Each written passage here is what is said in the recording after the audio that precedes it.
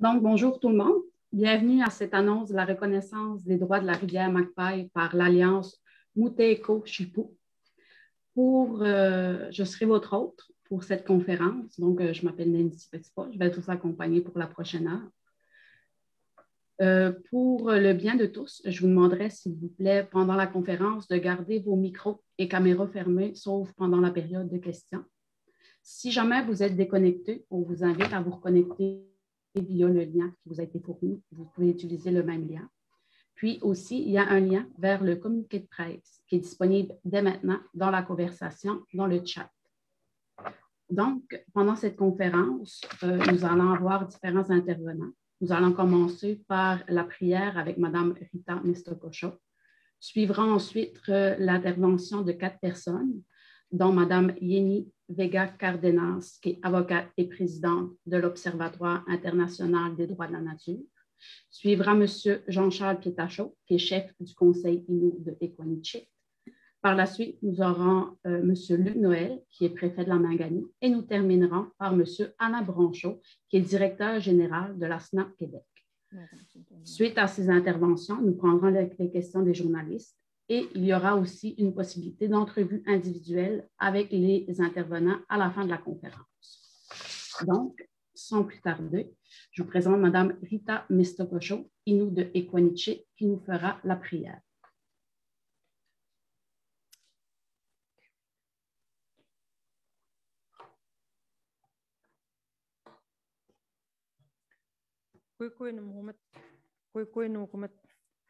Ninish kuy kawastepan kawashkonat chemantu kamsta chewatihin nuchi hute etayak chichi ayami tuayak situanan chenukat kap mutet nenu hipono muteheko hipu kap mutet namuhumnanu kumanan nuchi kahagan hekep mutet magne chenchep mutet. Aujourd'hui est un grand jour pour nous tous. En pensée à nos ancêtres qui ont marché, qui ont touché, qui ont navigué sur la belle rivière Muteheko, et ceux aujourd'hui qui marchent et qui naviguent, et ceux qui marcheront et navigueront pour toutes les générations futures, et aider aussi ceux qui travaillent pour la protéger. Muhammad Nurumat Manganishku Chintuend Matan Chichiwi Chikanwatu Mamuk.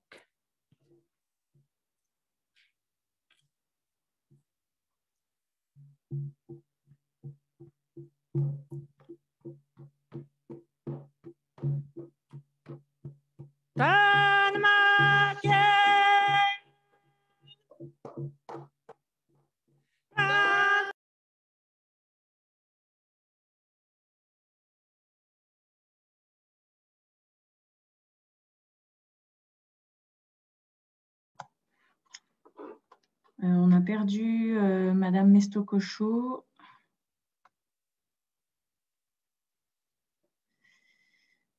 On va essayer de la récupérer. Merci de patienter quelques minutes.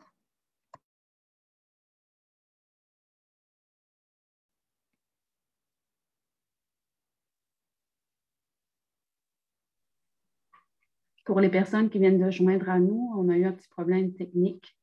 Donc, on avait la prière de Mme Rita Mistocosho. Donc, on va peut-être y revenir là, plus tard quand le lien sera rétabli. Donc, je vous rappelle que c'est important de fermer vos micros et vos caméras, s'il vous plaît, pendant la conférence afin de ne pas nuire aux présentations. On vous remercie beaucoup de votre collaboration. Donc, nous allons continuer avec Mme Yeni Vega Cardenas, qui est avocate et présidente de l'Observatoire international des droits de la nature.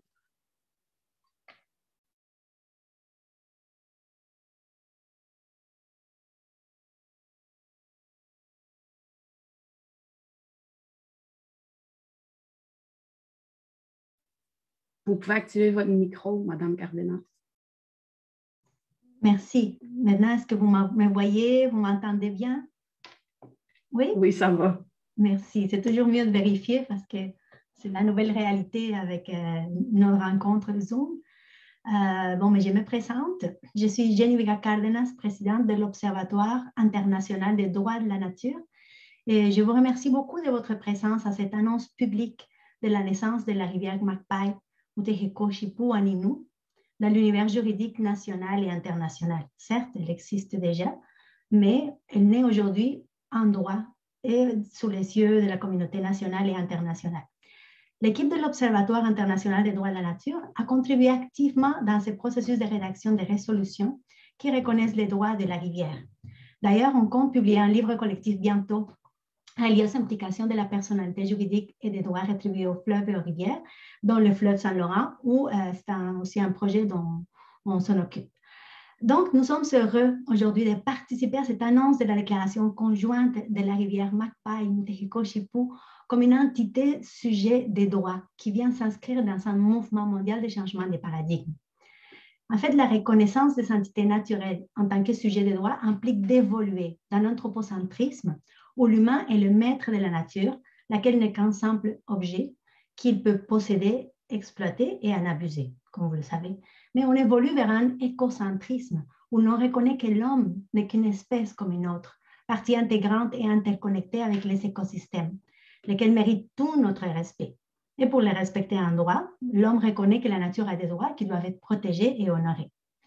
À l'image de la Nouvelle-Zélande et de près de 25 pays qui ont reconnu les droits des rivières et des fleuves, cette déclaration aujourd'hui s'inscrit dans ce mouvement mondial puisque plusieurs pays ont intégré cette reconnaissance des droits de la nature dans leur ordre juridique par différents moyens, que ce soit par des résolutions, des lois, la jurisprudence et même la Constitution. Comme vous voyez, il y a plusieurs pays, l'Équateur, l'Australie, même les États-Unis, le Mexique, la Colombie, le Bangladesh, l'Inde, l'Ouganda et puis plusieurs pays. Aujourd'hui, le Canada s'inscrit dans ce mouvement grâce à cette résolution conjointe.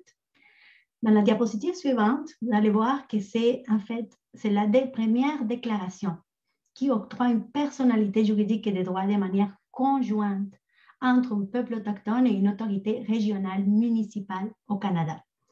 Donc, nous félicitons les leaders autochtones, plus particulièrement la communauté d'Innu de Quanichit, ainsi que les leaders municipaux de la MRC de Mangani, de donner ce pas qui implique de donner la plus haute protection à la rivière Macpay, Mutejiko-Chipú, en Innu.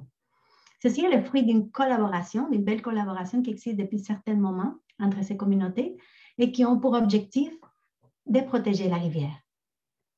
Cette déclaration s'est faite, comme vous voyez, par le biais de deux résolutions miroirs. Ce sont deux résolutions jumelles, donc elles sont très similaires, mais elles ne sont pas identiques. Chacune a sa identité propre. Ils vont reconnaître cependant les mêmes droits, 9 droits à la rivière, et il va identifier les obligations et les responsabilités bien définies pour les futurs gardiens. Effectivement, comme la nature n'a pas de voix, la rivière doit être représentée par des gardiennes et des gardiens qui sont là pour la protéger et veiller au meilleur intérêt de celle-ci. La résolution retrouve ses assises juridiques tant en droit interne national, municipal, autochtone qu'international. Dans la diapositive suivante, vous voyez que ce n'est pas un mouvement isolé. D'ailleurs, l'ONU a dédié un chapitre qui s'appelle Harmony with Nature ou en harmonie avec la nature, qui vise à encourager la reconnaissance des droits des entités naturelles, car ceci avance l'atteinte des objectifs de développement durable 2030. Nous avons également une déclaration universelle des droits des rivières et des fleuves qui est promue par Earth Law Center. Donc, il s'agit d'un mouvement mondial de protection de la nature et la Cour interaméricaine des droits de l'homme a souligné depuis 2017 l'importance de comprendre l'environnement, voire la nature, comme une entité autonome, laquelle doit être protégée par sa valeur propre et intrinsèque, ce qui en même temps aide à garantir la réalisation des droits fondamentaux à l'environnement et à l'eau. Et enfin, mais le Québec compte sur un cadre juridique propice pour cette déclaration, étant donné qu'on reconnaît déjà que nul ne peut devenir propriétaire de l'eau dans la province du Québec, mais que les habitants de la province du Québec ont la responsabilité de la conserver pour les générations futures. Donc, sans plus tarder, je passe la parole à M. Pitacho, chef des Innu de Quanichit. Merci beaucoup. Merci beaucoup, Mme Cárdenas. C'est à vous la parole, monsieur.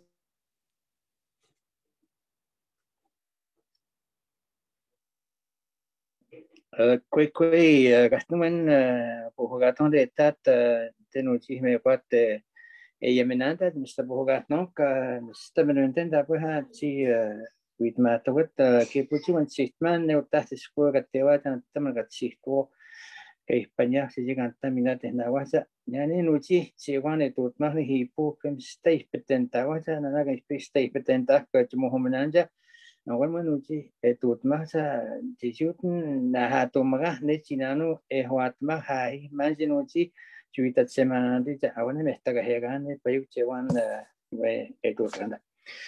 Merci beaucoup à tout le monde. Je ne pouvais pas que m'exprimer dans ma langue première en respect à la nation, aux gens de ma communauté et des autres membres de d'autres nations. Et ce que je présentais, j'espère qu'on n'aura pas à vivre une autre situation qui est l'équivalent de la dame qui est en arrière de moi. Vous savez tous que Joyce Echaquan, l'événement malheureux qui est arrivé à Joliette, m'interpelle à chaque fois et quand j'ai l'occasion, je le fais, de rappeler que ça devrait plus se produire. Et aujourd'hui, nous annonçons la reconnaissance des droits, comme on dit, sur la rivière Motehero Hipu, connue par les Inuits sur cette appellation et connue sur la rivière Magpie.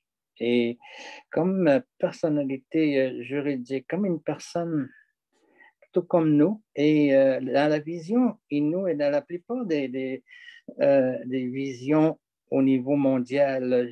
J'ai eu l'occasion à plusieurs occasions d'être au niveau des Nations Unies et de pouvoir écouter les peuples autochtones à travers le monde et les visions ne diffèrent pas. La vision qu'on a pour la terre-mère, Neka, protéger notre mère. Et je pense que de plus en plus, cette façon de voir les choses ça chemine bien et je pense qu'une des plus belles façons de faire est d'avoir réuni le peuple Innu, donc et Kwanetsil fait partie, et avec les gens qui habitent la région, d'ailleurs les préfets, les maires, et ça je pense que c'est un bel événement. Vous savez qu'on a beaucoup réfléchi et je veux remercier des jeunes de la communauté qui ont pris ce dossier, qui ont parlé, qui sont toujours en arrière de ce dossier afin d'arriver à reconnaître la rivière comme on va le faire aujourd'hui. Comme je vous dis, quand je suis allé aux Nations Unies, j'ai rencontré des Maoris de la Nouvelle-Zélande, j'ai rencontré des Aïnous du Japon, j'ai rencontré beaucoup de peuples à travers le monde. Et vous savez, cette rivière sacrée, la Wangani de Nouvelle-Zélande, a été une de nos inspirations qu'on peut faire, qu'on peut réaliser des belles choses. Donc, c'est ce qu'on fait aujourd'hui. Et nous aujourd'hui, je pense qu'on devient, puis c'est la notion de propriété qui a été longtemps divergente. On en a fait des débats, mais pour le moment, je pense que ce qui nous réunit, c'est que maintenant, on n'est pas propriétaire de la rivière. On devient les gardiens de cette rivière. Ça, je pense, c'est le message que je veux centrer, c'est qu'aucun ouvrage, peu importe le type d'ouvrage, ce soit hydroélectrique ou autre, car cette rivière, comme je vous dis aujourd'hui, permet à des gens de la région, à des gens d'autres mondes qui viendront sur cette rivière, et nous serons les protecteurs de cette belle rivière, les gardiens du territoire, comme on a déjà expliqué.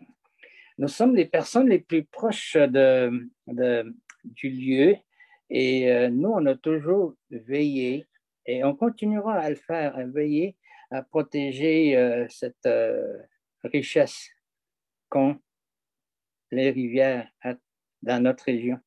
Et je pense qu'au moment où on se parle, le seul chose que je veux rajouter, c'est de remercier les gens à tous les niveaux, que ce soit de la communauté, que ce soit la nation, que ce soit la région, que ce soit au niveau international, les gens qui ont travaillé avec nous à faire cheminer pour arriver aujourd'hui à faire cette déclaration que la rivière Marc-Pay devient une personne. Pour moi, là, ça a toujours été comme ça a toujours été comme ça pour toute la nation.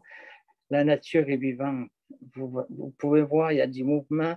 Écoutez les rivières, écoutez les arbres.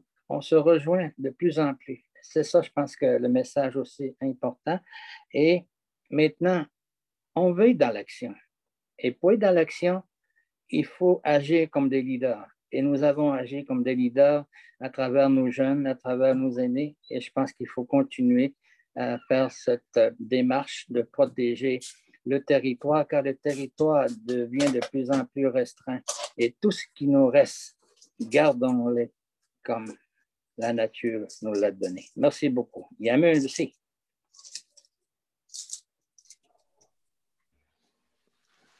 Merci beaucoup, M. Pietachot. Maintenant, j'invite M. Luc Noël, préfet de la MRC de Magany, à prendre la parole. Merci. Bonjour à mes consoeurs et confrères élus des municipalités de la Magany, à tous nos partenaires, que ce soit SNAP, l'Association en eau vive de la Magany, l'Observatoire international des droits de la nature, Kouai-Inu Uchimo Pietachot, notre partenaire naturel. Bonjour à tous, Kouai-Kouai. La Magany s'étend sur environ 300 km de littoral d'est en ouest et comprend au sud l'île d'Anticosti. Elle est composée de 8 municipalités et compte 2 communautés Innu, Nutarquan à l'est et Equanichit à l'ouest. La MRC, Equanichit et la municipalité d'Anticosti, nous avons déjà travaillé ensemble à protéger l'île du développement pétrolier par fracturation hydraulique afin d'en maintenir son intégralité territoriale. Donc, pour nous, la protection de la rivière Macpail, située dans la municipalité de Rivière-Saint-Jean, s'inscrit bien dans un projet commun entre nos communautés soucieuses de protéger et de mettre en valeur certains écosystèmes au bénéfice des communautés locales et des générations futures. La protection de la Macpail s'inscrit pour nous dans une équivalence du harnachement de la rivière romaine sur notre territoire et représente un équilibre nécessaire et sain entre le développement hydroélectrique et industriel de notre région, la Magany. Cette annonce de notre volonté de la reconnaissance des droits d'une rivière est une affirmation politique de notre compétence municipale sur les cours d'eau pour la gestion de notre territoire et inscrit aussi la Magany avec une vision internationale de notre développement touristique. Compte tenu du fort potentiel en eau vive de la rivière Macpail et de notre volonté de faire de la Magany un acteur important de notre développement durable et responsable pour le Québec. Voilà en résumé les points qui sont pour nous d'importance pour la protection de la Macpail, Mutaeko Shipu. Donc, merci, Chinakumetin.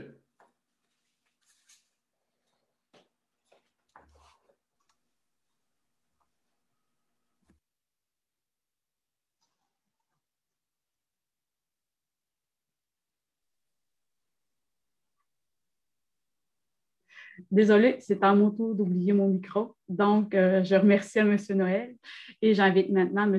Alain Branchot, directeur général de la Société pour la nature et les parcs, à prendre la parole.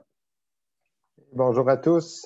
Kouai Nin Alain Branchot, directeur général de la SNAP Québec. Moteiko Shipo Inyo, Shipo Pestanum Otemun. La rivière Macpail est vivante. La rivière prend la parole. La section québécoise de la Société pour la nature et les parcs, mieux connue sous le nom de la SNAP Québec, travaille avec ses partenaires depuis plus de 10 ans pour la protection de cette magnifique rivière. Je tiens à remercier toute l'équipe de la SNAP Québec pour le travail formidable qu'elle a accompli dans ce dossier au fil des ans et souligner particulièrement la détermination de notre directeur de la conservation, Pierre-Olivier Boudreau, qui en fait son cheval de bataille depuis plus de 6 ans. Dans le contexte de la reconnaissance de la rivière Macpail comme personne juridique, il n'est pas sans intérêt de rappeler que le Québec et le Canada sont les hôtes du secrétariat de la Convention sur la diversité biologique, dont les bureaux sont situés ici même à Montréal. La biodiversité se manifeste en trois grandes catégories: la diversité entre espèces, la diversité à l'intérieur d'une même espèce et la diversité des écosystèmes. Nous parlons souvent de protéger les espèces comme le chevalier cuivré ou la rainette faugrillon. Nous faisons la promotion de la diversité à l'intérieur d'une même espèce, comme c'est le cas pour le caribou forestier, le caribou de la Gaspésie et le caribou migrateur. Aujourd'hui, notre attention se porte sur ce troisième niveau de la biodiversité, sur la protection d'un écosystème d'une rivière caractéristique de la Côte-Nord que le Bureau d'audience publique sur l'environnement a appelé à protéger 3 fois plutôt qu'une. La protection de la rivière Macpail est une question d'équité, une occasion de combler rapidement certaines lacunes des récentes annonces gouvernementales, notamment pour le maintien de la relation des Inuits avec leurs terres ancestrales, de même que pour la protection de la forêt boréale. C'est également une occasion de poursuivre dans les efforts de diversification de l'économie de la région. Depuis plus de 10 ans, les gens d'ici ont discuté, ils ont proposé, ils ont pris la plume et le micro, ils ont pagayé, ils ont même manifesté pacifiquement. C'est le silence assourdissant des autorités, un silence bien orchestré par quelques électrons libres, invisibles, se disant garants d'un futur sans nature. C'est ce silence assourdissant, donc, qui a sonné le grand réveil de la rivière Macpail. Un accueil positif saluant l'immense travail accompli et présenté aujourd'hui, de même que l'amorce d'une démarche vers une éventuelle reconnaissance par le gouvernement du Québec d'une aire protégée et de conservation autochtone, serait à nos yeux la façon élégante de briser ce silence et une façon de continuer à honorer son statut d'hôte du secrétariat de la Convention sur la diversité biologique. La rivière affirme aujourd'hui et pour toujours son droit à la vie. Elle se donne le droit de maintenir son intégrité. Chère rivière Macpail, je t'entends. Ma belle Macpail, je te vois. Tinasku Mitinao, merci.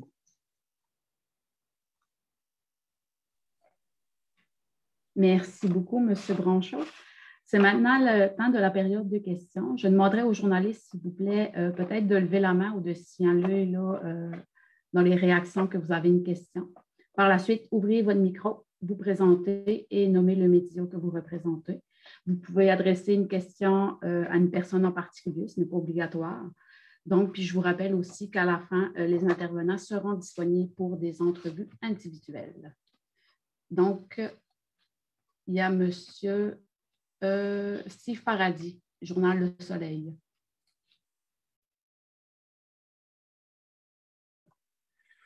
Oui, bonjour, merci beaucoup. Écoutez, j'aurais peut-être une question un peu technique pour essayer de bien comprendre avec une reconnaissance juridique de la rivière Macpail. À quel titre cette reconnaissance-là sera reconnue par les tribunaux québécois et canadiens? Ça marche comment, ça?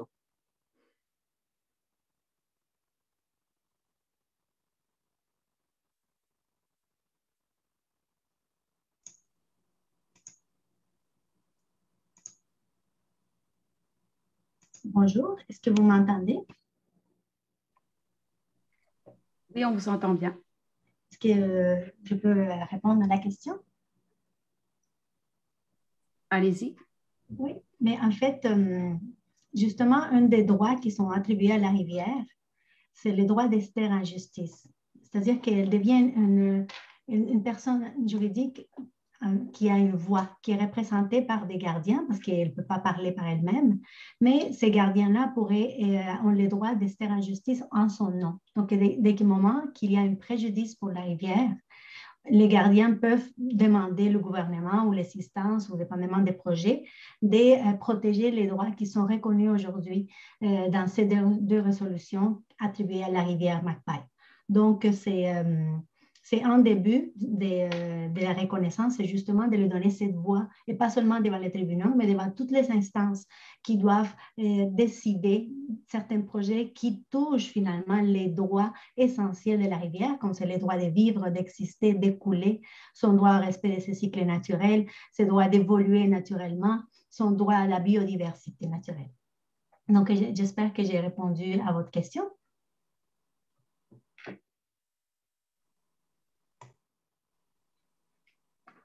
Merci beaucoup, Madame Cardenas. On va procéder maintenant avec la question de Monsieur Abel. Oui, est-ce que vous m'entendez? Oui, très bien. Parfait.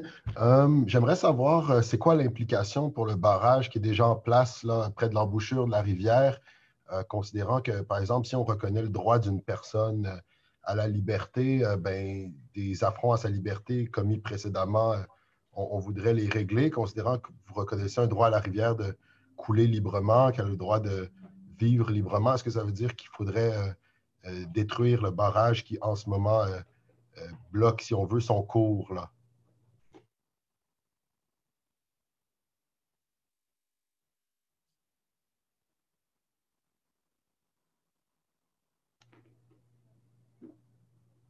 Bonjour. Est-ce qu'il y a un intervenant qui veut prendre la parole? Je pourrais dire quelque chose, mais je ne sais pas s'il y a quelqu'un d'autre qui veut participer par rapport à ça. Mais moi, je veux citer la Déclaration internationale des droits des rivières et des fleuves. Et justement, il y a un article là-dessus qui est très pertinent pour cette question.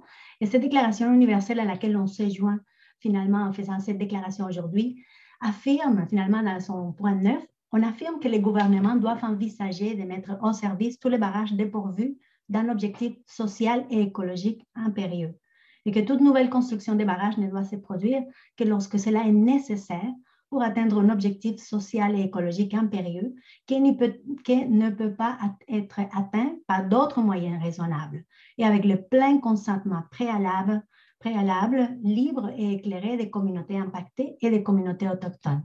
Donc, dans la déclaration, on prévoit même le fait d'enlever certains barrages qui pourraient porter atteinte aux rivières, aux droits de la rivière, tant qu'ils n'y a pas, elles sont dépourvus d'un objectif social ou écologique. Je ne sais pas si quelqu'un veut participer par rapport à ça. Ouais. Je peux peut-être compléter la réponse. Donc, du côté, le gouvernement du Québec avait, sous l'impulsion puis les recommandations là, de la région, déjà identifié une zone qui était candidate pour être reconnue comme une aire protégée et qui n'incluait pas l'ancien barrage. On peut imaginer très bien que dans une première étape, ces droits-là viennent protéger donc cette zone-là qui avait été prévue, puis peut-être un peu élargie, mais également que dans un futur un peu lointain, lorsque le barrage aura fini sa vie utile, que la question sur sa réaffection, sa restauration, devra prendre en considération l'évolution du droit, notamment ce qui est déclaré aujourd'hui.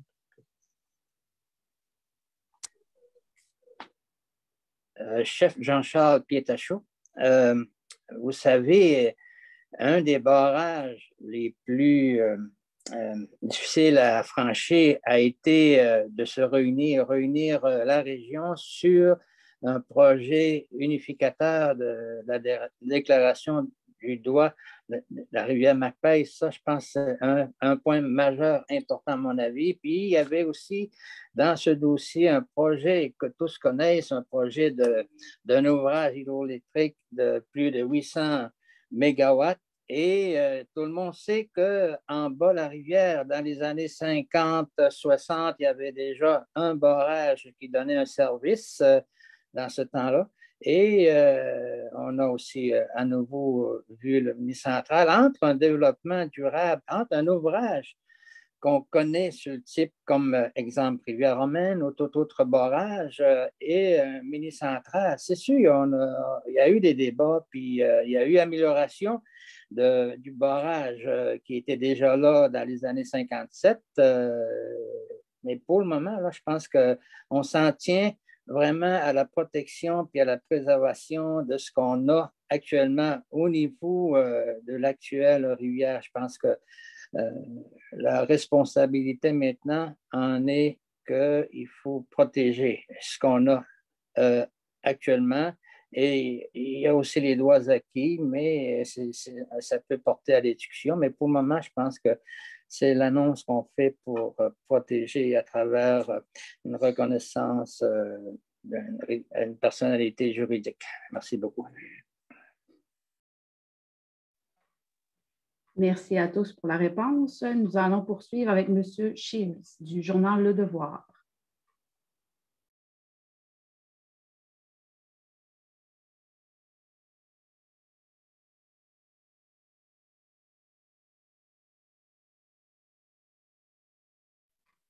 Monsieur Shields, êtes-vous toujours là?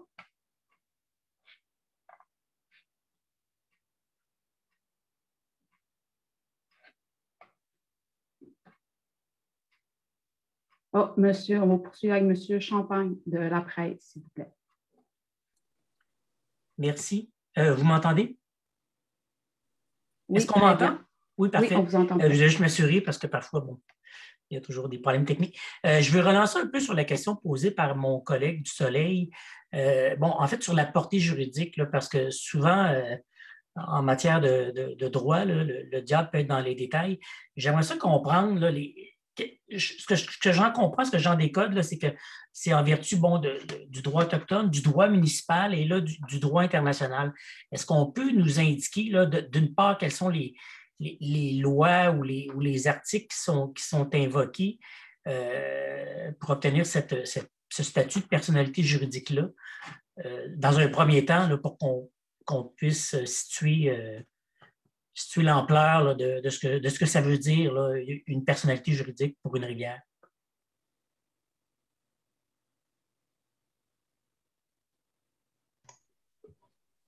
Bon, étant donné qu'on a participé à la rédaction avec l'Observatoire de ces résolutions miroirs, mais en fait, il y a des fondements juridiques en droit autochtone, aussi dans la Déclaration internationale des droits des peuples autochtones, où on parle de l'autodétermination des peuples. Également, on trouve la loi sur les compétences municipales où on donne finalement cette mission aux municipalités qui sont proches des territoires de s'occuper des problèmes environnementaux, des questions des cours d'eau. Donc, c'est vraiment exprès la question des cours d'eau, la protection des cours d'eau, c'est aux municipalités, cette compétence qui relève. Également, dans des décisions de la Cour suprême, comme la décision Spraytech, on va parler des principes de subsidiarité, où vraiment les municipalités sont les plus proches ou les mieux encadrées pour protéger l'environnement et trouver finalement les moyens qui considèrent les mieux pour finalement atteindre l'objectif de la protection de la rivière, de l'eau. Et puis, on a trouvé que parmi les moyens qu'on trouve au niveau international, c'est la plus haute protection. Également, on trouve des fondements dans notre droit québécois. On a adopté en 2009 une loi on a déclaré l'eau comme étant un patrimoine commun de la nation québécoise. On a clarifié que la nation québécoise, c'était finalement tous les habitants de la province et qui n'étaient pas propriétaires de l'eau, mais qui étaient responsables de la protéger pour les générations futures. Et si on combine ça avec la loi sur les compétences municipales, on nous dit que finalement, la municipalité peut même créer ou déléguer à une corporation pour protéger l'environnement. Finalement, quoi de mieux que de créer une personnalité juridique avec la rivière elle-même et l'octroyer finalement ses droits et puis nommer les gardiens pour la protéger dans le but finalement de rejoindre le grand objectif de protéger la rivière pour les générations futures.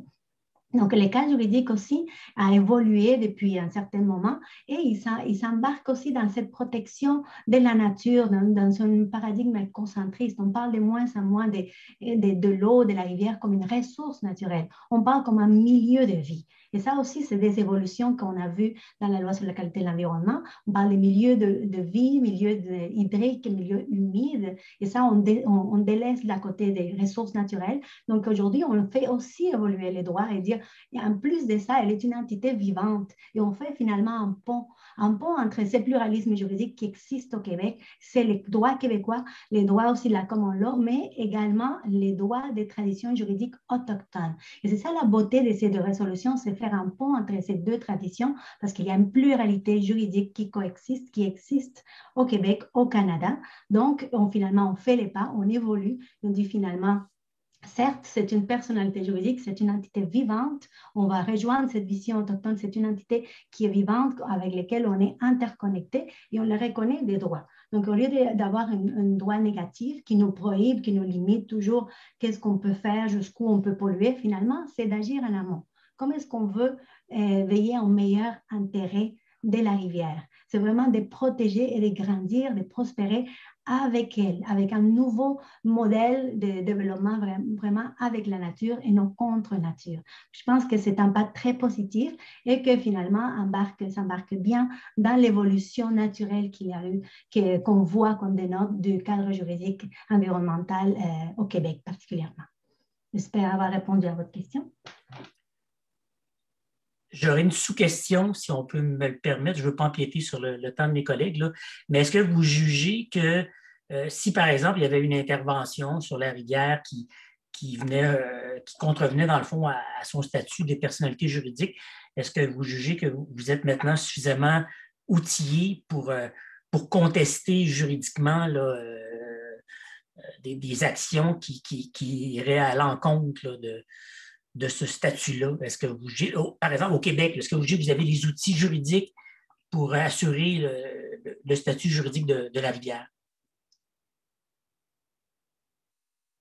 Je veux juste mieux comprendre votre question. Vous dites que si le cadre juridique actuel nous permet de protéger cette personnalité. En fait, ce que je comprends, c'est que la rivière a un statut maintenant ou aura un statut maintenant de personnalité juridique qui est basé, dans le fond, sur ce que vous venez d'expliquer, notamment aussi des lois au niveau municipal. Si, par exemple, il y avait des interventions ou des actions prises sur la rivière, je ne sais pas, un barrage, on peut penser, il y a beaucoup de gens qui pensent à un barrage ou à d'autres choses. Est-ce que vous jugez que vous avez les outils juridiques pour contester d'éventuelles actions qui seraient prises, qui iraient à l'encontre, selon vous, de ce nouveau statut-là pour la rivière? Oui, effectivement, je pense que le cadre juridique actuel, on peut combiner les deux. Mais je ne sais pas si quelqu'un d'autre veut participer. Moi, je peux peut-être ajouter un point par rapport à ça. C'est ce qu'on annonce aujourd'hui dans les faits que l'ensemble des éléments de droit international, fédéral, provincial, local, autochtone vont conférer finalement aux gardiens de cette rivière-là la capacité de défendre la rivière et d'aller en justice s'il y a une menace qui survient pour la rivière. Puis, j'ajouterais que, donc, quand on regarde comment ça s'est passé ailleurs dans le monde, il y a eu des contestations. Dans certains cas, les gardiens ont gagné. Dans d'autres cas, ils ont perdu. On pense que le dossier de la rivière Macpail est vraiment très, très solide. Et il y a un devoir maintenant, peut-être, des paliers de gouvernement de saisir une main tendue puis de continuer la collaboration pour la pleine reconnaissance là, de la rivière à leurs yeux. Donc, aujourd'hui, le communiqué de presse qui annonce donc que la rivière Macpail devient une personne juridique est envoyé en Europe, partout en Europe, en Amérique du Sud, en Amérique du Nord, dans 5 langues.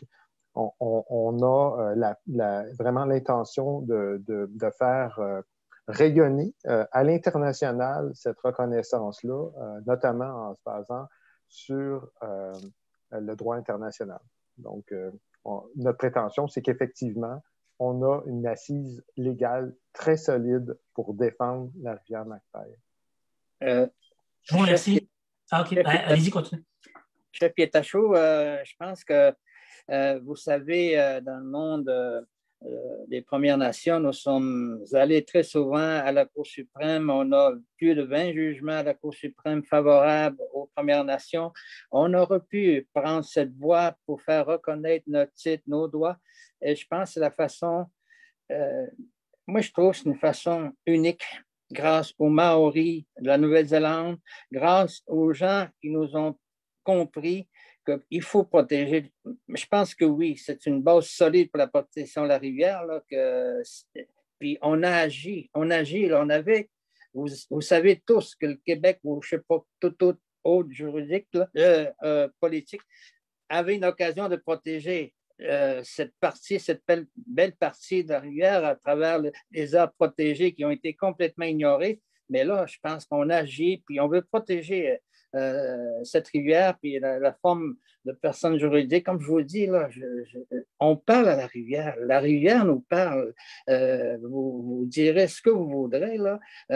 C'est une vision qu'on a depuis des temps immémoriaux et qu'on continue à persister, à l'appeler de cette façon-là. Là, quand j'ai dit Neka, maman, c'est cette vision-là là, qu'on a peut-être des fois folklorisée, là, mais maintenant, là, on est dans une démarche très, très importante pour les Inuits surtout.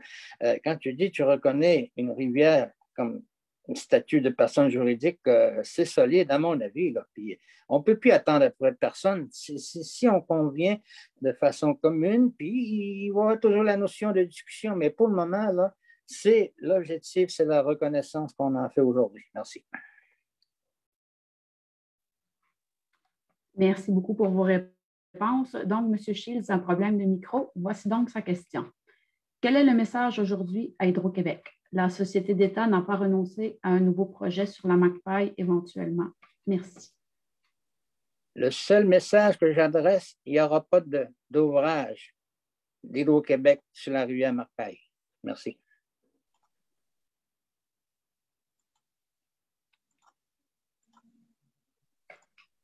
Je peux peut-être ajouter un point, si vous me le permettez. Cette déclaration-là, c'est une déclaration positive, c'est une main tendue à la collaboration, autant au niveau du gouvernement du Québec que de la Société d'État, d'Hydro-Québec. Puis, Hydro-Québec n'est pas de couleur uniforme. Il y a des gens, je pense, je présume, qui sont sympathiques à l'idée de préserver cette belle rivière-là. Je rappelle qu'il y a eu 3 rapports du Bureau d'audience publique sur l'environnement qui ont recommandé la protection de la rivière McPaille. Donc, on est vraiment dans une situation où on pourrait dire que la Côte-Nord a donné au niveau du harnachement de ces rivières, puis qu'il est peut-être temps là, de profiter du nouveau contexte qui est même reconnu par le premier ministre Legault à l'effet que d'autres moyens de production électrique sont maintenant très rentables, plus rentables que des barrages, puis profiter aussi d'une nouvelle administration à Hydro-Québec pour entreprendre ce dialogue-là et, encore une fois, s'assurer que tout le monde pagaie dans la même direction. Bonjour, Luc Noël, préfet de la MRC. Le message à Hydro-Québec, écoutez, M. Brinchot, il a touché un peu. Un des BAP avait mentionné que pour le harnachement de la rivière romaine, on devait rester à la Maganie une équivalence au niveau des rivières à protéger. Et pour nous, la McPaille s'inscrit totalement dans cette protection de la rivière. Il y a déjà un barrage sur la McPaille, il va en avoir 4 sur la Romaine. Il y en a d'autres en Basse-Côte-Nord. On veut protéger nos écosystèmes. On ne veut pas juste devenir des réservoirs pour Hydro-Québec. Il y a d'autres façons de produire de l'électricité dans notre région aussi. Et c'est vrai que c'est un nouveau droit, mais il est basé sur des droits existants.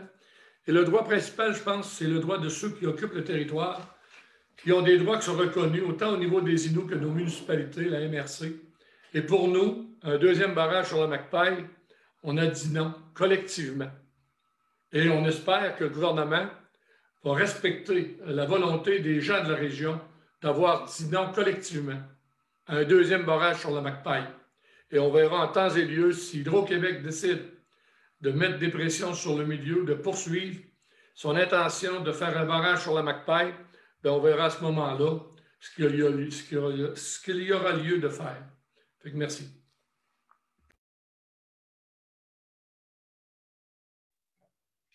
Merci beaucoup. Donc, je cède la parole maintenant à M. Pierre-Olivier Boudreau.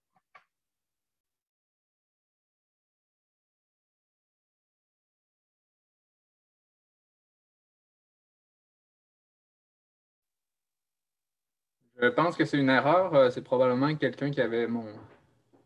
Ah, qui avait ton nom, qui a oublié de le changer. Bien, dans ce cas-là, on va vous inviter, si la personne est mal identifiée, à changer votre nom. On va poursuivre avec M. Abel de Radio-Canada. Oui, vous m'entendez toujours? Oui, ça va bien. Parfait. J'ai toujours une question un petit peu de détail juridique. Je me demande juste, dans les faits, je me fais un peu l'avocat du diable, là. Est-ce qu'on ne pourrait pas voir, ou en fait, c'est quoi la différence entre ce que vous annoncez aujourd'hui et parce qu'en ce moment, si la rivière, par exemple, ça serait illégal de polluer la rivière ou de construire des ouvrages massifs sur la rivière sans avoir des permis appropriés qui seraient évidemment soumis, par exemple, à des BAP, à des consultations.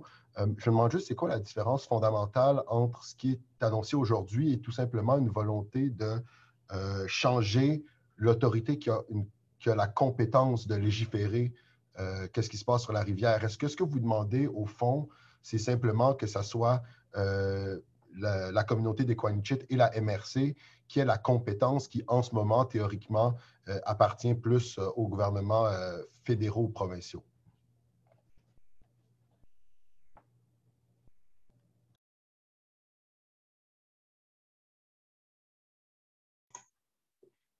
Bon, si je peux me permettre, je pense que la différence est énorme.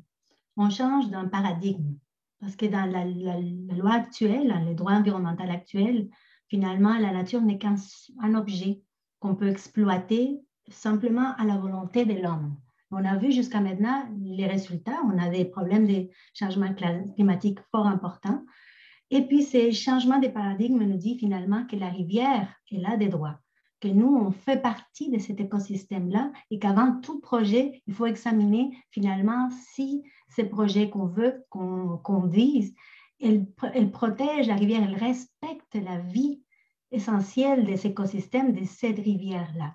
Donc, c'est une manière de prendre en main le territoire par les personnes qui habitent les territoires, par les jeunes aussi, parce que ça aussi, c'est poussé par des jeunes, une génération montante qui veut patrouiller la rivière, veut la faire connaître. Et aujourd'hui, elle naît. Elle va être connue sous le nom de la rivière Macpay, Moutehiko, Hipu, au niveau international. Et là, un nom. Vous avez jamais entendu parler de la rivière Whanganui avant 2017.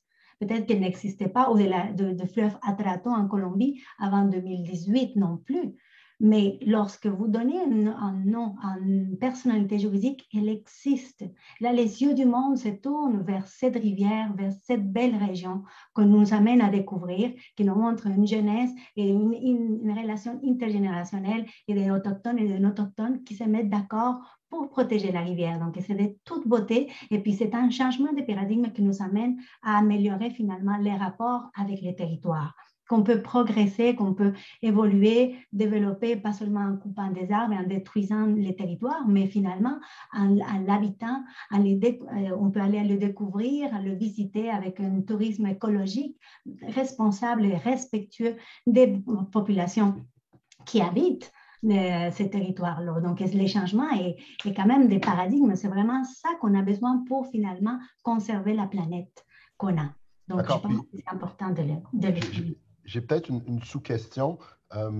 Comment, puis excusez-moi si ça paraît un peu ésotérique, mais ça a quand même un lien direct avec ce qui est évoqué aujourd'hui. Comment est-ce qu'on fait pour présumer de ce que la rivière veut? Parce que vous parlez qu'il va y avoir des gardiens où est-ce qu'on trace la limite? Par exemple, est-ce que construire un quai, c'est s'attaquer à l'intégrité naturelle de la rivière? Puis comment est-ce qu'on fait justement pour tracer ces lignes-là? Parce que j'ai l'impression que, par exemple, le BAP, c'est déjà ça, sa mission, c'est de justement décider. Évidemment, elle ne va pas nécessairement reconnaître que la rivière est vivante, mais elle va aussi peser les pour et les contre, décider, par exemple, où est-ce qu'on trace la ligne dans ce qui est permis, faire des recommandations. Vous, c'est quoi les règles, cadres que vous allez utiliser pour présumer de la volonté de cette rivière-là qui est vivante, selon vous? Mais merci beaucoup de cette clarification. Quelqu'un d'autre veut participer? Oui, Stotamani, Ayami Fiassi, Stotwatiassi, Pojohanimin. Pendant je ne sais pas combien d'années, on a évoqué le lien spirituel, le lien social qu'on avait avec la terre. Et ça, je pense que tout le monde n'entendait pas et ne voulait pas comprendre la façon que la nation Innu ou l'ensemble des Premières Nations, vous avez juste à remarquer ce qui se passe à travers le monde lorsqu'on parle des Premières Nations.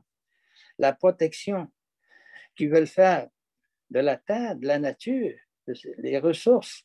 Et ici, c'est une première. C'est une première. Les rivières crient, mais personne n'entend. Tout ce qu'on entend, c'est l'économie, l'économie. Là, on a une possibilité, peut-être, d'unir les visions. Il n'y a pas juste l'économie, il y a l'environnement, il y a la nature.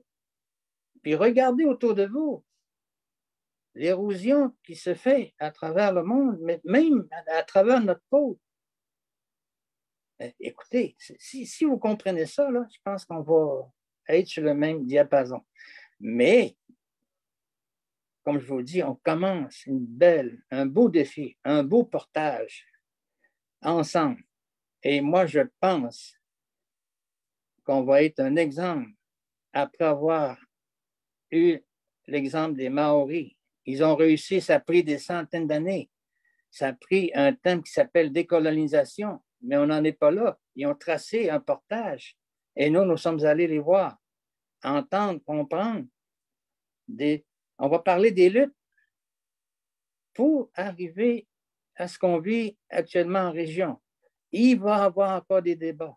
Je sais, mais au moins, aujourd'hui, on a fait un bon pas pour la protection par la reconnaissance personnalité juridique de la rivière. Je pense que c'est déjà vérifié au Canada, partout, à travers le monde, en Nouvelle-Zélande peut-être, mais ailleurs. C'est l'éternel combat des visions, économie, environnement et protection des droits aussi des peuples autochtones. Et là, je pense qu'on en a un exemple. Il y a tout moyen de cheminer à travers cet exemple, à travers cette réalisation aujourd'hui, par cette déclaration qu'on fait pour la MACPAI. Merci beaucoup. Merci, Ochimao. Bonjour, Luc Noël, le préfet de Merci. Monsieur Paradis, vous savez, quand ça a été la question de la fracturation hydraulique à Anticosti, on s'est positionné catégoriquement contre la fracturation hydraulique à Anticosti pour protéger l'intégralité du territoire. Si on avait laissé faire cette fracturation hydraulique-là, il aurait détruit Anticosti. Aujourd'hui, on a une rivière qui s'appelle MACPAI, qui est une des 10 meilleures rivières en eau vive au monde. On veut la protéger. On voit partout les changements climatiques causés par l'homme au niveau du profit qu'ils veulent en retirer. On est en train de détruire la nature, on est en train de détruire notre environnement. Si jamais votre question était qu'on a des réalisations à faire sur la MACPAI, mais les gardiens, je l'espère, vont se tourner vers la science pour la protection de cet écosystème-là. Et c'est ce qu'on souhaite au niveau de la protection de la MACPAI. On veut protéger nos écosystèmes, on veut protéger notre environnement et on veut aussi que ça suscite des débats. On veut mettre notre pierre, nous aussi, à l'édifice de la protection des changements climatiques au niveau de la région, mais au niveau du Québec et au niveau du Canada. Et les débats qui vont être suscités par notre position de protéger la MACPAI vont se faire à partir de l'ensemble, de la majorité, et non pour ceux qui veulent l'exploiter au simple niveau du profit. Merci. M. Noël, excusez-moi, c'est M. Paradis, ce n'est pas moi du tout qui a posé cette question-là, c'est M. Abel Turton. Je m'excuse, M. Paradis. M. Abel, je le connais aussi. Donc, M. Abel, la réponse est pour vous, mais pour l'ensemble des... Parfait. Merci, M. Noël. J'aimerais ajouter mon grain de sel à cette question-là qui est vraiment pertinente. Je pense que ça a été mentionné à l'effet qu'on assiste à un changement de paradigme.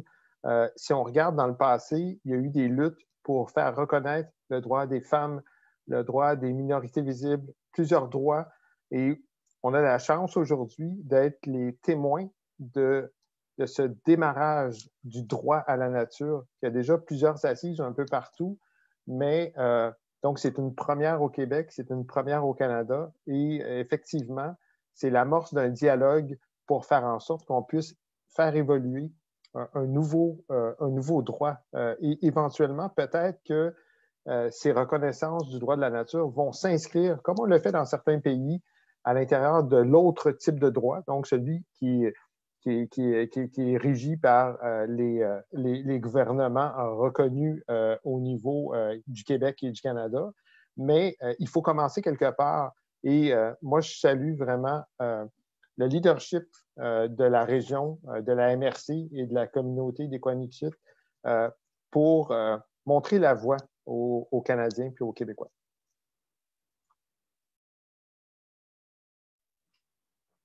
Merci beaucoup pour ces réponses. Donc, nous allons poursuivre. Si vous permettez, Oui. Pierre Cormier, municipalité d'Orbeau-Saint-Pierre, j'aimerais intervenir.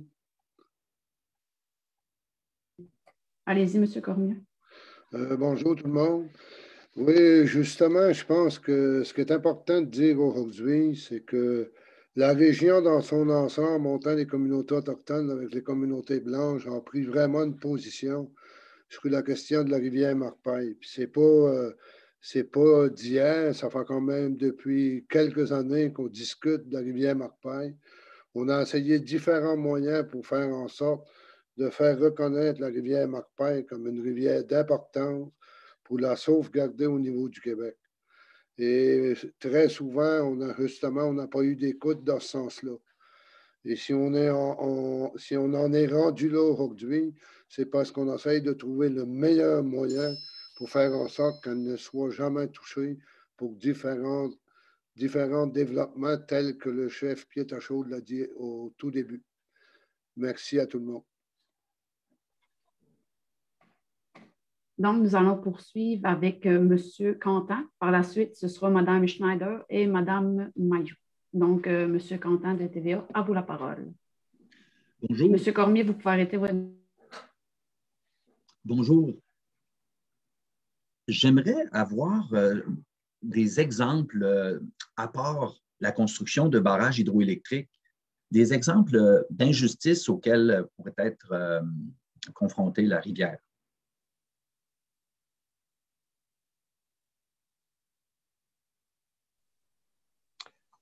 Bien, peut-être amorcer une réponse par rapport à ça.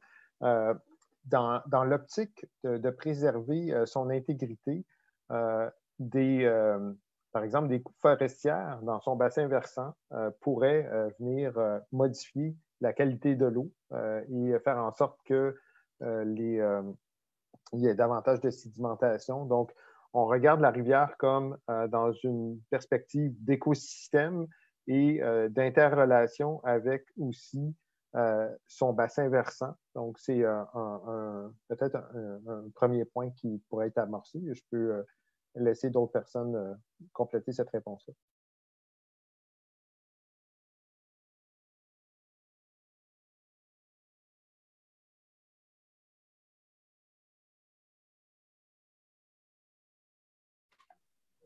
Est-ce que je peux conclure qu'essentiellement, on veut protéger la rivière des barrages hydroélectriques?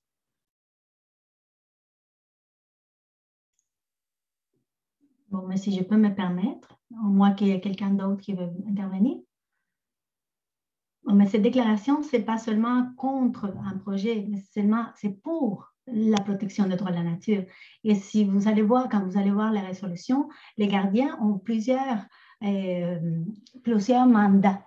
Et c'est vraiment de connaître mieux la rivière. C'est comme quand vous avez un enfant, si vous ne vous en occupez pas, vous ne pouvez pas déterminer finalement ses besoins. Donc là, l'idée, c'est vraiment d'interconnecter encore plus avec la rivière. Ils vont faire la recherche, des inventaires, arpentage, surveillance, une compilation des connaissances traditionnelles inoues aussi sur la rivière. Ils vont faire des projets de planification, de conservation, question de sensibilisation à la protection de la nature, des projets d'éducation, projet aussi de gestion de rétablissement des espèces. Il y a aussi des questions des espèces menacées dans ces rivières. Essayer de réduire les menaces, améliorer l'habitat, donc faire toute une surveillance, s'impliquer dans tous les projets qui puissent affecter les droits de la rivière. Donc, comme vous voyez, c'est vraiment une question plus positive. Ce n'est pas une déclaration qui s'est faite contre un projet, mais c'est fait pour la rivière et pour les générations futures et pour finalement cette collaboration intergénérationnelle de transmission des connaissances entre les personnes qui sont en place et les jeunes qui sont là et les futures générations qui veulent aussi apprendre à vivre dans ces territoires, à se développer, à s'épanouir aussi avec la rivière. Donc, je pense que c'est important de le souligner aussi comme un projet totalement positif et puis d'une belle collaboration entre les communautés qui habitent la région de la MRC, de Mangani et de Qualichit aussi. Merci. Bonjour, Luc Noël, le préfet, merci. Votre question est intéressante, puis elle soulève exactement le genre de débat qu'on veut, puis qui devrait avoir avant tout projet ou entreprise qui a des impacts sur les écosystèmes dans lesquels on vit. C'est exactement ce genre de discussion-là qu'on veut avoir. Et tout projet qui va faire en sorte de menacer l'intégrité de la région de la MACPAI devrait justement avoir des interrogations extrêmement importantes et des échanges avec les populations qui y vivent pour avoir leur intérêt à ces projets-là, mais surtout leur intérêt à protéger nos écosystèmes. Fait que pour moi, là, je suis tout à fait d'accord avec ce que Mme Cardena a dit. C'est de protéger la MACPAI, mais ce n'est pas juste la MACPAI. C'est de protéger tout ce qui nous entoure au niveau du développement durable et des changements climatiques avec lesquels les populations vont devoir vivre. On a une pandémie actuellement qu'on vit et on va en avoir d'autres. Tant et aussi longtemps qu'on va continuer à détruire nos systèmes et qu'on va s'en servir jusqu'au bout du rouleau, on va vivre des situations qui vont être dommageables pour les populations qui habitent les territoires. Donc, ça s'inscrit exactement dans ce genre de discussion-là qu'on doit avoir. Merci. Merci beaucoup. Nous allons poursuivre avec Mme Schneider, s'il vous plaît. Oui, est-ce que vous m'entendez? Oui, très bien. Bonjour à tous. On sait que la MACPAI est une rivière de classe internationale pour la pratique du canot et du kayak notamment. Il y a beaucoup de gens qui viennent de très loin pour pagayer cette rivière. Alors moi, ma question, c'est est-ce que ce statut de personnalité juridique est compatible, selon vous, avec la pratique d'activités de plein air? Et là, je parle de plein air non motorisé. Si oui, est-ce qu'il y a des restrictions particulières? Et en sous-question, j'aimerais savoir si la communauté Innu désire s'impliquer dans des projets d'écotourisme. Merci.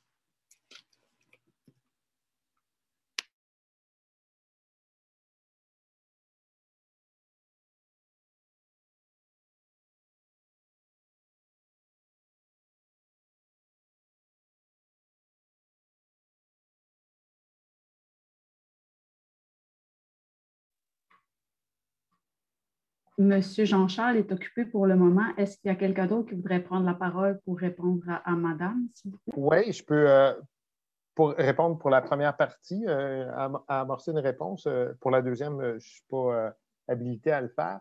Mais depuis le début de la campagne pour la promotion de la protection de la rivière MACPAI, il y a eu des communications pour justement mettre en valeur d'autres activités, d'autres usages de la rivière que sa destruction puis la construction de barrages. Donc, effectivement, de favoriser son utilisation d'une façon durable ou soutenable et certainement que jusqu'à une certaine amplitude, la présence de personnes qui viennent utiliser les attributs d'eau vive de la rivière nous apparaît comme complètement compatible avec la protection de la rivière. Encore une fois, je pense que ça a été souligné par plusieurs intervenants. Il va s'amorcer un dialogue sur l'utilisation de la rivière et il y a des partenaires dans cette alliance-là qui sont justement spécialisés dans l'utilisation de la rivière pour des fins récréatives. Puis pour nous, c'est tout à fait compatible. On lance souvent ce message-là qu'il faut arrêter de voir le développement de nos régions seulement dans une vision d'extraction ou de destruction et d'ouvrir nos horizons puis de regarder quels sont les autres usages qui pourraient être compatibles pour la mise en valeur de ces attributs, de ces écosystèmes-là. Puis, définitivement, l'utilisation de la rivière pour des fins récréatives nous apparaît complètement compatible avec ce qui est annoncé aujourd'hui. Merci beaucoup. Madame Schneider, je vais vous inviter à contacter M. Pietachot. Vous aurez les coordonnées là, à la fin de la rencontre. Vous pourrez lui poser votre question. Puis, on va terminer avec Madame Sofiane Mayou.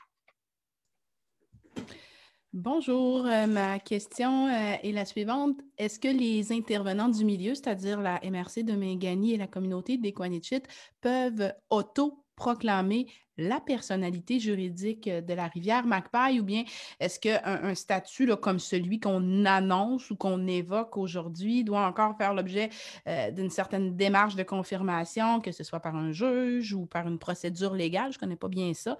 Mais est-ce qu'à partir du moment où on annonce ou on affirme que la Macpaï a une personnalité juridique, ça devient officiellement le cas?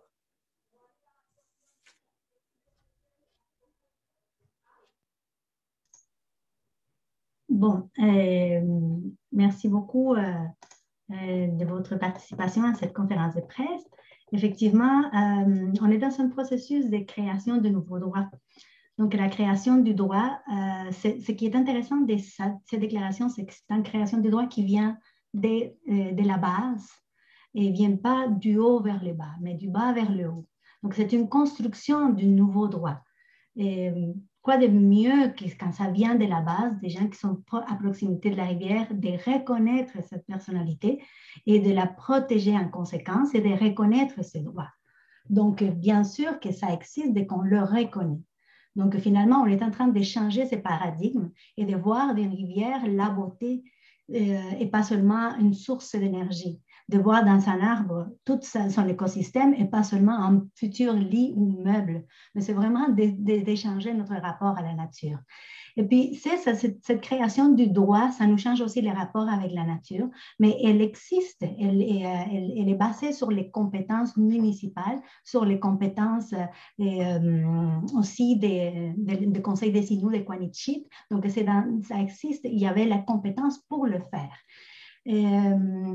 Alors que, par exemple, dans les années 2000, on parlait de la gestion de l'eau par bassin versant, finalement, c'est reconnu que dans la loi de 2009, comme 9 ou 10 ans plus tard, que le cancer a commencé à s'organiser. Donc, on a vu finalement une création du droit du bas vers le haut, jusqu'au moment de pouvoir l'inscrire dans une loi. Donc, ça fait partie d'un processus de construction d'un nouveau droit. Et bien sûr qu'on vise présenter un projet de loi finalement pour inclure cette possibilité formellement dans les droits, mais les droits, ce n'est pas seulement quelque chose qui vient d'en haut vers le bas, mais qui s'est construit à chaque jour. Et aujourd'hui, la communauté de Coanichit, avec la MRC de Mingani, participe à cette création de nouveaux droits.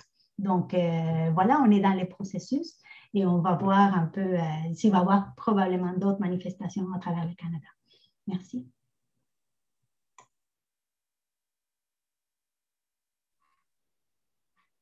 Merci beaucoup.